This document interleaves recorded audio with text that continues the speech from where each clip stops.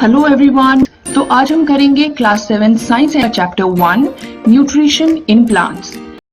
तो चलिए अपना चैप्टर शुरू करते हैं। हम सब ये बात जानते हैं कि फूड हमारे सर्वाइवल के लिए बहुत ही नेसेसरी है। जिस तरह से एक गाड़ी को चलाने के लिए पेट्रोल और डीजल लगता है, उसी तरह से हमारी बॉडी को चलाने के लिए फूड लगता है। Food is fuel for the body. Food से ही हमें एनर्जी मिलती है दिन भर के सारे टास्क करने के लिए। हम ये भी जानते हैं कि हमारे फूड के दो मेन सोर्सेज हैं, प्लांट्स एंड एनिमल्स, जैसे कि rice, pulses, wheat, fruits and vegetables. ये सारी चीजें हमें प्लांट से मिलती हैं, और एग्स, मिल्क, मीट, फिशेस और चिकन, ये सारी चीजें हमें एनिमल्स से मिलती हैं। सिमिलरली हम ये भी जानते हैं कि एनिमल्स अपने फूड के लिए प्लांट्स और दूसरे एनिमल्स पे डिपेंड करते हैं। रिमेंबर, हमने क्लास 6 में हर्बीवोर्स, कार्निवोर्स और ओमनिवोर्स एनिमल्स के बारे में पढ़ा था। तो चलिए, हमें ये तो पता चल गया कि दोनों ह्यूमन बींग्स और एनिमल्स अपने फूड के लिए प्लांट्स और दूसरे एनिमल्स पे डिपेंड करते हैं। पर क्या आपने कभी सोचा कि प्लांट्स क्या खाते हैं? प्लांट्स का फूड कहाँ से आता है? क्या वो भी किसी और पर डिपेंड करते हैं अपनी फूड के लिए? चलिए देखते हैं। हमारा क्वेश्चन है, do plants also depends upon others for their food? The answer is no. Plants अपना फूड खुद बना सकते हैं, वाटर, कार्बन डाइऑक्साइड और मिनरल्स की मदद से। फॉर एग्जाम्पल, आज आप राइस बनाना चाहते हैं, तो उसके लिए आपको राइस ग्रेन्स और वाटर चाहिए। सिमिलरली, प्लांट को अपना फूड बनाने के लिए 3 इंग्रेडिएंट्स चाहिए और 3 रॉ मटेरियल्स चाहिए, water, carbon dioxide and minerals. तो चलिए, हम ये तो समझ गए कि प्लांट अपना खाना खुद बना सकते हैं। आगे बढ़ते हैं और समझते हैं कि न्यूट्रिशन क्या है। न्यूट्रिशन जो है वो एक प्रोसेस है। It is a mode of taking food and its utilization by the body। 2 important चीजें आपको याद रखनी है कि किस तरह से हम खाना खाते हैं और किस तरह से उसको यूटिलाइज करते हैं। इसे हम न्यूट्रिशन कहते हैं। न्यूट्रिशन 2 तरह के होते हैं, autotrophic mode of nutrition and heterotrophic mode of nutrition. अब ऑटोट्रॉफिक मोड ऑफ न्यूट्रिशन के बारे में पढ़ते हैं। ऑटो का मतलब होता है सेल्फ और ट्रोफोस का मतलब होता है नरिशमेंट, मतलब सेल्फ नरिशमेंट। ये ऐसा मोड ऑफ न्यूट्रिशन है जिसमें ऑर्गेनिजम्स अपना खाना खुद बना सकते हैं, जैसे कि प्लांट्स। अब देखते हैं हेट्रोट्रॉफिक मोड ऑफ न्यूट्रिशन के बारे में। द वर्ड हेट्रो का मतलब है अदर्स और ट्रोफोस का मतलब है नरिशमेंट। ये ऐसा मोड ऑफ न्यूट्रिशन है जिसमें ऑर्गेनिजम्स अपना खाना खुद नहीं बना सकते और दूसरों पर डिपेंड करते हैं अपने खाने के लिए। फॉर एग्जाम्पल, हम ह्यूमन बींग्स। अब आप कहेंगे कि हम तो अपना खाना खुद बनाते हैं, बट हम अपना खाना कुक करते हैं, बनाते नहीं हैं। उसके सारे इंग्रेडिएंट्स जैसे कि वेजिटेबल्स, फ्रूट्स या आटा, चावल, सब कुछ, ये सारी चीजें हम कहीं और से लेते हैं। हमें प्लांट्स और एनिमल से ये सारी चीजें मिलती हैं और उसके बाद हम अपना खाना किचन में बनाते हैं। पर प्लांट्स जो हैं वो अपना खाना खुद बनाते हैं। प्लांट्स किसी और पर डिपेंड नहीं करते अपने रॉ मटेरियल्स के लिए। चलिए आगे बढ़ते हैं। तो इस चीज को और अच्छे से समझने के लिए इस डायग्राम को देखिए। ऑटोट्रॉफिक मोड ऑफ न्यूट्रिशन वो न्यूट्रिशन है जिसमें ऑर्गेनिजम्स अपना खाना खुद बनाते हैं। ऐसे ऑर्गेनिजम्स को कहा जाता है ऑटोट्रॉफ्स। वो ऑर्गेनिजम्स जो autotrophic mode of nutrition follow करते हैं उन्हें कहा जाता है ऑटोट्रॉफ्स। एग्जाम्पल है plants. Heterotrophic mode of nutrition ऐसा मोड ऑफ न्यूट्रिशन है जिसमें ऑर्गेनिज्म दूसरों पर डिपेंड करते हैं अपने फूड के लिए, और ऐसे ऑर्गेनिजम्स को कहा जाता है हेट्रोट्रॉफ्स, यानी हम भी हेट्रोट्रॉफ्स हैं।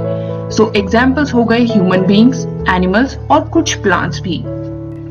हम ये बात समझ चुके हैं कि प्लांट्स अपना खाना खुद प्रिपेयर करते हैं। अब चलिए कुछ और इम्पोर्टेंट चीजें समझते हैं, जैसे कि प्लांट्स अपना खाना बनाते कैसे हैं, प्लांट्स के किस पार्ट में ये खाना बनाया जाता है। ऑल्सो प्लांट्स को अपना खाना बनाने के लिए रॉ मटेरियल्स कहाँ से मिलते हैं? तो चलिए इन क्वेश्चंस के आंसर एक एक करके देखते हैं। सबसे पहला क्वेश्चन था कि प्लांट्स अपना खाना बनाते कैसे हैं? तो आंसर है फोटोसिंथेसिस। फोटोसिंथेसिस एक ऐसी प्रोसेस है जिसके द्वारा प्लांट्स अपना खाना बनाते हैं। इसके बारे में हम डिटेल में बाद में पढ़ेंगे। तो दूसरा क्वेश्चन था कि प्लांट्स के किस पार्ट में खाना बनाया जाता है? तो जिस तरह से हम अपना खाना अपने किचन में बनाते हैं, उसी तरह से प्लांट्स अपना खाना अपनी लीव्स में बनाते हैं। प्लांट्स की लीव्स को कहा जाता है फूड फैक्ट्रीज ऑफ प्लांट्स। तो चलिए अब हम अपना अगला क्वेश्चन समझते हैं। हमारा अगला क्वेश्चन था कि प्लांट्स को अपना फूड बनाने के लिए रॉ मटेरियल्स कहाँ से मिलते हैं? हम ऑलरेडी ये पढ़ चुके हैं कि water, carbon dioxide and minerals raw materials हैं प्लांट फूड बनाने के लिए। तो देखते हैं प्लांट्स को ये सारे रॉ मटेरियल्स मिलते कहाँ से हैं। प्लांट को कार्बन डाइऑक्साइड मिलती है एयर से। आप सबको पता है कि हमारी एयर में बहुत सारी गैसेस हैं, जैसे कि ऑक्सीजन, कार्बन डाइऑक्साइड, नाइट्रोजन। तो कार्बन डाइऑक्साइड मिलती है एयर से और प्लांट्स को वाटर मिलता है सॉइल से। सिमिलरली मिनरल्स भी मिलते हैं सॉइल से। तो जब भी आप लोग अपने किचन में खाना बनाते हैं तो आप क्या करते हैं? आप सारे रॉ मटेरियल्स या इंग्रेडिएंट्स को इकट्ठा करते हैं, किचन में ले जाते हैं और वहां जाके खाना बनाते हैं, राइट? इसी तरह से हमें पता है कि प्लांट्स के रॉ मटेरियल्स हैं carbon dioxide, water and minerals, और प्लांट्स का खाना बनता है उनके किचन में यानी लीव्स में। तो प्लांट्स भी अपने सारे रॉ मटेरियल्स को लीव्स तक ले जाते हैं और वहां जाके फोटोसिंथेसिस की मदद से अपना खाना बनाते हैं। तो चलिए समझते हैं कि कैसे प्लांट्स कार्बन डाइऑक्साइड जो एयर में प्रेजेंट है उसको लीव्स तक पहुंचाते हैं और कैसे वाटर एंड मिनरल्स जो सॉइल में प्रेजेंट है उसको लीव्स तक पहुंचाते हैं। तो प्लांट की लीव्स में छोटे छोटे पोर्स होते हैं, बहुत ही छोटे छोटे पोर्स होते हैं, न्यूमरस पोर्स। इन पोर्स को कहा जाता है स्टोमेटा। ये स्टोमेटा जो है वो गार्ड सेल से सराउंडेड होते हैं। इस पिक्चर में आप देख सकते हैं ये स्टोमेटा है and they are surrounded by guard cells. तो इन स्टोमेटा की मदद से जो लीव्स के सरफेस पे होते हैं, प्लांट्स एयर से कार्बन डाइऑक्साइड एब्जॉर्ब करते हैं। तो चलिए अब देखते हैं कि वाटर एंड मिनरल्स लीव्स तक कैसे पहुंचते हैं। वाटर और मिनरल्स जाइलम और फ्लोएम वेसल्स की मदद से सॉइल से लीव्स तक पहुंचते हैं। जाइलम और फ्लोएम वेसल्स एक पाइप की तरह होते हैं जो पूरे रूट, स्टेम्स, ब्रांचेस और लीव्स में होते हैं। इन पाइप्स के थ्रू ये पानी और मिनरल्स सॉइल से लीव्स तक पहुंचता है। फोटोसिंथेसिस की प्रोसेस के बारे में एक और बात जानना बहुत जरूरी है, वो ये कि फोटोसिंथेसिस की प्रोसेस सिर्फ सनलाइट की प्रेजेंस में होती है, यानी कि फोटोसिंथेसिस सिर्फ डे टाइम में होती है। लीव्स में एक ग्रीन पिगमेंट होता है जिसे हम कहते हैं क्लोरोफिल। इस पिगमेंट की मदद से लीव्स सनलाइट को कैप्चर कर पाती हैं। यही रीजंस है कि ह्यूमन बीइंग्स अपना फूड खुद सिंथेसाइज नहीं कर पाते जैसे प्लांट्स कर पाते हैं, क्योंकि ह्यूमन बॉडी में क्लोरोफिल नहीं होता और क्लोरोफिल एकमात्र ऐसा कंपोनेंट है जो सनलाइट को एब्जॉर्ब कर सकता है। तो हम कह सकते हैं कि बिना सनलाइट के फोटोसिंथेसिस पॉसिबल नहीं है, या ये कि sun is the ultimate source of energy for all living organisms, क्योंकि बिना सनलाइट के फोटोसिंथेसिस नहीं हो सकती। फोटोसिंथेसिस नहीं होगी तो प्लांट्स अपना खाना नहीं बना पाएंगे, और प्लांट्स अपना खाना नहीं बनाएंगे तो हम क्या खाएंगे। तो चलिए फोटोसिंथेसिस की कंप्लीट प्रोसेस को इस डायग्राम में फिर से देखते हैं। लीव्स में प्रेजेंट क्लोरोफिल पिगमेंट लीव्स को हेल्प करता है सनलाइट को अब्सॉर्ब करने के लिए। लीव्स में प्रेजेंट स्टोमेटा, टाइनी पोर्स जो हैं, लीव्स को हेल्प करते हैं कार्बन डाइऑक्साइड को एयर से एब्सॉर्ब करने के लिए। Similarly xylem and phloem vessels help करते हैं वाटर और मिनरल्स को सॉइल से एब्सॉर्ब करने के लिए। फोटोसिंथेसिस की कंप्लीट प्रोसेस को इस इक्वेशन से समझा जा सकता है। Carbon dioxide plus water sunlight की प्रेजेंस में और क्लोरोफिल पिगमेंट की मदद से कार्बोहाइड्रेट्स प्लस ऑक्सीजन बनाते हैं। आप सबको पता है कि प्लांट्स हमें ऑक्सीजन देते हैं, तो ये ऑक्सीजन फोटोसिंथेसिस की प्रोसेस के दौरान ही रिलीज होती है और इस प्रोसेस में प्लांट्स अपना खाना बनाते हैं, दैट इज कार्बोहाइड्रेट्स बनाते हैं। हमने अभी तक बात की कि फोटोसिंथेसिस की प्रोसेस प्लांट्स लीव्स में होती, पर क्या ऐसा भी है कि कुछ प्लांट्स में फोटोसिंथेसिस की प्रोसेस अदर पार्ट्स में होती है? आंसर है हाँ। कुछ प्लांट्स ऐसे हैं जिनमें फोटोसिंथेसिस की प्रोसेस ग्रीन स्टेम्स और ग्रीन ब्रांचेस में होती है। ऐसा पर्टिकुलरली डेजर्ट प्लांट्स में होता है क्योंकि इनकी लीव्स इस तरह के स्पाइन्स में मॉडिफाई हो जाती हैं। ऐसे प्लांट्स में फोटोसिंथेसिस की प्रोसेस ग्रीन स्टेम्स और ग्रीन ब्रांचेस में होती है।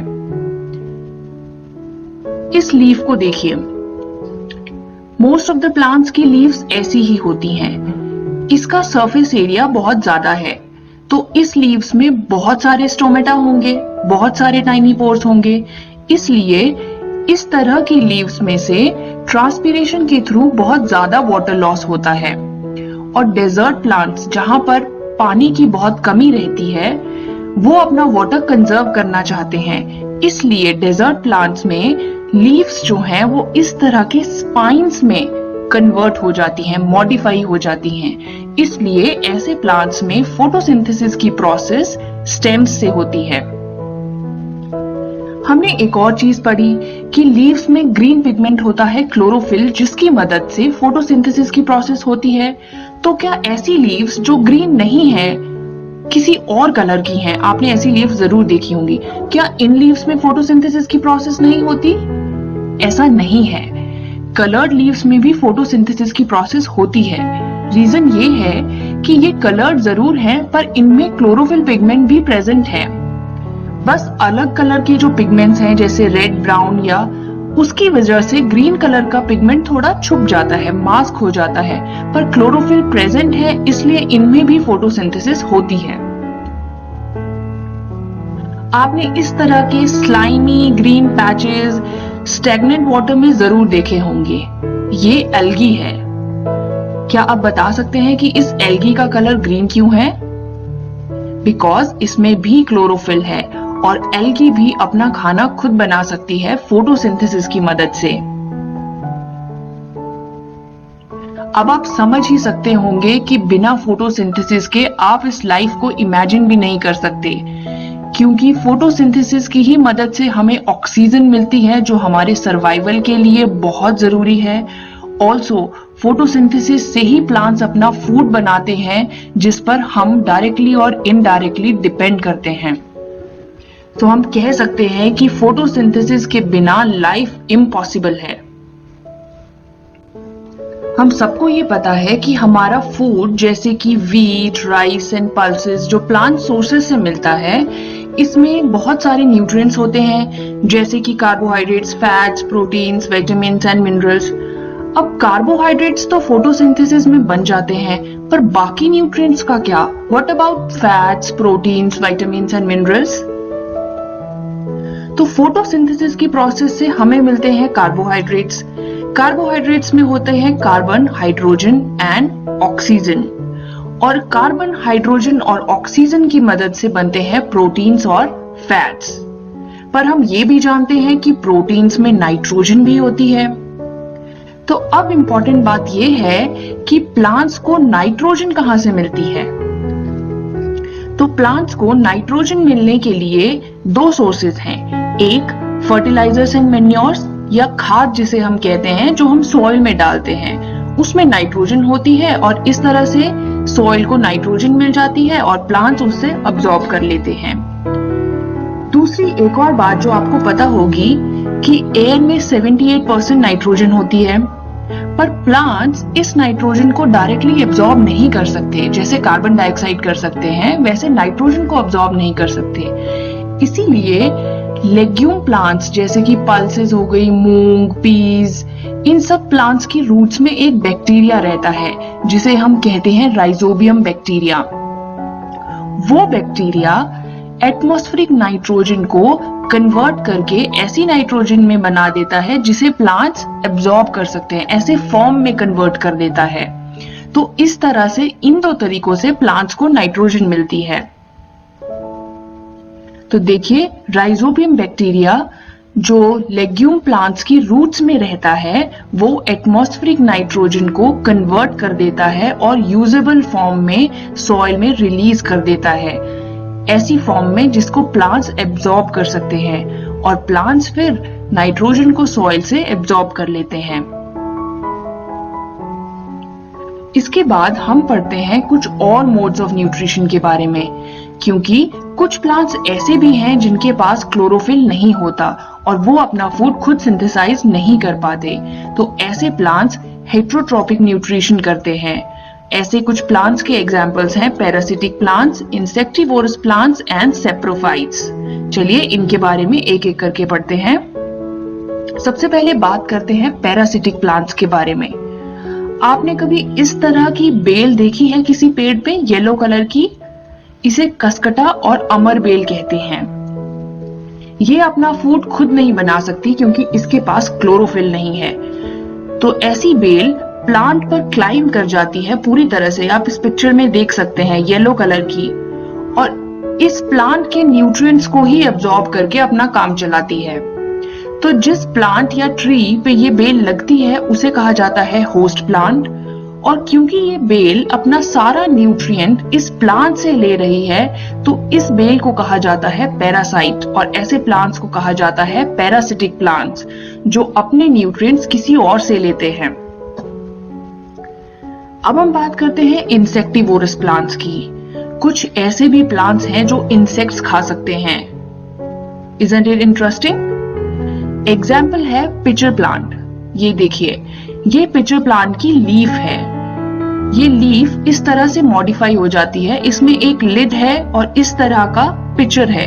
तो जैसे ही कोई इंसेक्ट इस पे आता है ये लिड क्लोज हो जाती है, और इस प्लांट में कुछ ऐसे केमिकल्स होते हैं जिसकी मदद से वो इन इंसेक्ट्स को डाइजेस्ट कर लेते हैं, और ऐसे इंसेक्ट ईटिंग प्लांट्स को कहा जाता है इंसेक्टिवोरस प्लांट्स। अब हम बात करते हैं सेप्रोट्रॉपिक मोड ऑफ न्यूट्रिशन के बारे में।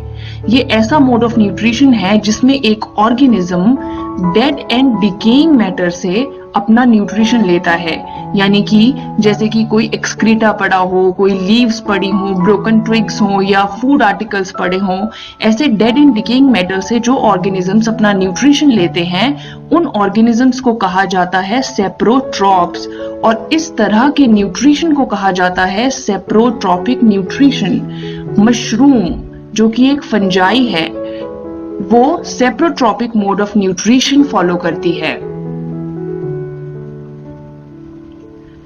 तो हमें अब तक ये तो पता है कि सॉइल से वाटर और मिनरल्स लीव्स तक जाते हैं, पर अगर इसी तरह से फोटोसिंथेसिस की प्रोसेस के लिए न्यूट्रिएंट्स हमेशा एब्जॉर्ब होते रहे तो एक दिन तो न्यूट्रिएंट्स सॉइल में खत्म हो जाएंगे।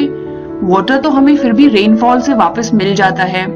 तो अब हम ये देखते हैं कि कैसे ये न्यूट्रिएंट्स दोबारा से सॉइल में रिप्लेनिश होते हैं, यानी दोबारा से सॉइल में ऐड किए जाते हैं। इसके दो तरीके हैं, एक तो फर्टिलाइजर्स और मैन्योर्स के द्वारा। फर्टिलाइजर्स और मैन्योर्स में डिफरेंट न्यूट्रिएंट्स होते हैं जैसे nitrogen, phosphorus, potassium, magnesium, sulphur etcetera. तो फर्टिलाइजर्स और मैन्योर्स ये सारे न्यूट्रिएंट्स सॉइल में दोबारा ऐड कर देते हैं। दूसरा एक और चीज है राइजोबियम बैक्टीरिया के द्वारा नाइट्रोजन की फिक्सेशन। नाइट्रोजन को फर्टिलाइजर्स के द्वारा भी डाला जाता है और नाइट्रोजन की फिक्सेशन राइजोबियम बैक्टीरिया भी करता है। इसके बारे में मैं आपको ब्रीफ में पहले भी बता चुकी हूँ। चलिए इसको थोड़ा और डिटेल में देखते हैं। सो लेग्यूम प्लांट जिसकी रूट्स में राइजोबियम बैक्टीरिया रहता है वो एटमॉस्फेरिक नाइट्रोजन को अवेलेबल नाइट्रोजन में कन्वर्ट करता है, ये मैं आपको बता चुकी हूँ। और उसी तरह से लेग्यूम प्लांट इस बैक्टीरिया को फूड और शेल्टर प्रोवाइड करता है। ये दोनों एक दूसरे की मदद कर रहे हैं। बैक्टीरिया प्लांट को नाइट्रोजन अवेलेबल करा रहा है और प्लांट इस बैक्टीरिया को फूड और शेल्टर दे रहा है। तो इस तरह का रिलेशनशिप जिसमें एक ऑर्गेनिज्म दूसरे ऑर्गेनिज्म पे डिपेंड करता है, इसे कहा जाता है सिम्बायोटिक रिलेशनशिप। सिम्बायोटिक रिलेशनशिप का एक और एग्जाम्पल है लाइकेन। ये लाइकेन है। इसमें फंगस और अलगी सिम्बायोटिक रिलेशनशिप में रहते हैं। फंगस अलगी को shelter, water and minerals provide करता है और वहीं अलगी फोटोसिंथेसिस प्रोसेस के द्वारा फंगस को फूड प्रोवाइड करती है।